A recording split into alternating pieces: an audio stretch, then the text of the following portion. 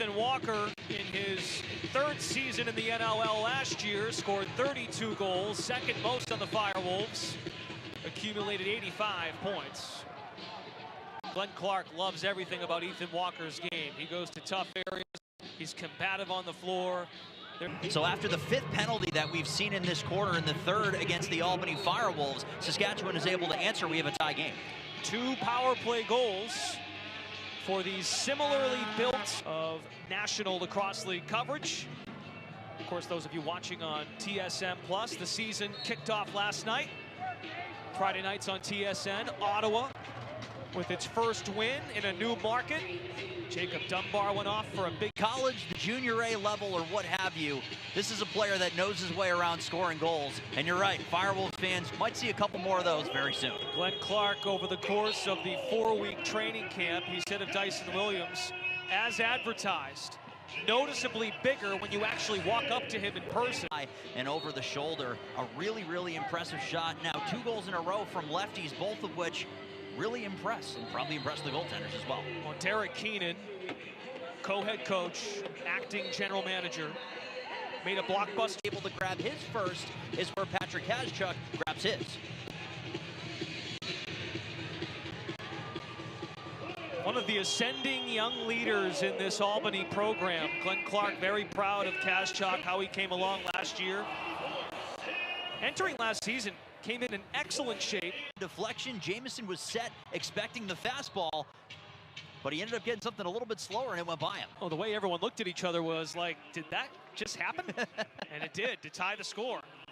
Kazchuk took his eyes off the ball and maintains possession. About how busy your schedule is. Your schedule really fires up in February when Central Michigan gets playing, but how do you manage, time manage, and the day-to-day of everything that you will be handling? Hey, I love it. Get out of the defensive end in transition, but slowing up just enough to survey and get that shot away. A lot of skills on display all at once. Johansson, 7th overall pick in 2022, missed all of last year with a torn ACL that he suffered in get that space on the top of the right side of the offense. A quick shot there low on Doug Jamison. So nice to see on the side of the rush, the right side of the offense starting to wake up here in the second half. Shanks in year 7. Last year with Halifax, he was the Thunderbirds' second leading scorer, only behind Clark Peterson. 62 assists for Shanks, a new personal best. And he brings the on the floor, but with the amount of momentum that he had coming off the bench and cutting right through the offensive end, he ends up on his strong side and throws it right between the chest pad and the arm of Doug Jamison, and we're tied once again. So Haley, one of 3 new additions to the offense. Austin Shanks on the right side as well. Levi Anderson, a healthy scratch tonight. He's an effective 2-way player on the left side, but again, he's out tonight. 3 lefties in there for Saskatchewan offensively, at Mans, Walter, and Keenan. We have a penalty. Chiliano and fires it past him, and we have a tie score, and still some players sitting in the boxes with seconds remaining. So 1 Saskatchewan player is released. Messenger remains in the sim bin on the rush side. Still 7 seconds for Mike's, finishing as 1 and 2 respectively in rookie scoring. Jesse King, Randy Stotts in Georgia did that in 2016. They both scored 70-plus points. Simmons and Kurtz did that last year. Now, sophomores in the NLL. Mike Burns, penalty released on the draw. So the Firewolves have a man advantage as the 4th quarter is underway. Saturday showcase, the Russian Firewolves. Back in front. Robert Church is so unselfish, 50-plus assists in 3 consecutive years. The Saskatchewan Rush leading scorer in 3 straight seasons. A short. I'm a little surprised that that was the rationale that was given for why the review was instigated, especially at this point in the game with time still on the clock, but the home fans will certainly take it in a tie score again. Why it's also important, the call on the floor was a goal, which allows the officials to go take a look at it. It's almost like now in the NFL, use an NFL comp. You call it a touchdown. With Brock Haley, who was setting a bit of a pick, it opens up the room to get the shot away, and he goes up and over the shoulder. Nardella, there was contact at the dot. The hand goes up. And we're going to get a penalty here on Saskatchewan, our 15th penalty overall of the night.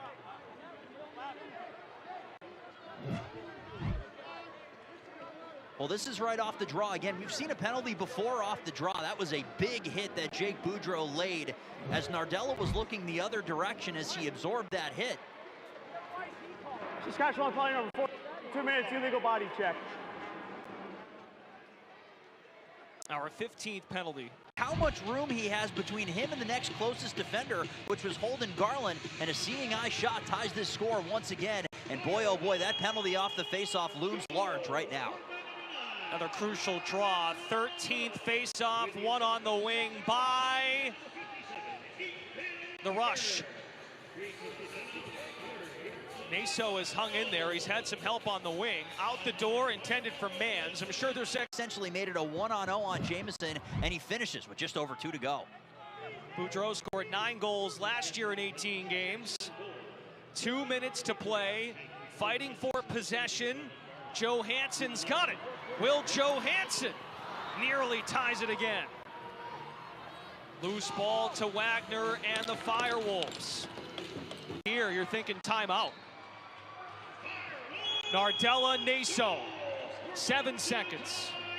Sudden death overtime, or maybe a shot before the end of the game. Possession with 1 second, and the shot missed wide by Barnable. We're going to sudden death overtime. We are headed to overtime, second straight time, Brendan, that these two teams have played each other, and we've gone past 4 quarters. That's right. New Year's Eve last year, Ethan Walker had the game winner, 11-10 in Saskatchewan.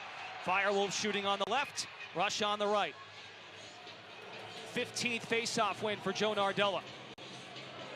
Defense leaves the floor.